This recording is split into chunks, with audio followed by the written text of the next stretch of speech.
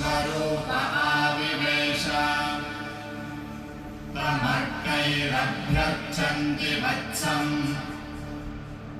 ब्रह्मसन्तं ब्रह्मणा वर्धयन्तः ब्रह्मदेवानजनयत् ब्रह्म विश्वमिदं जगत्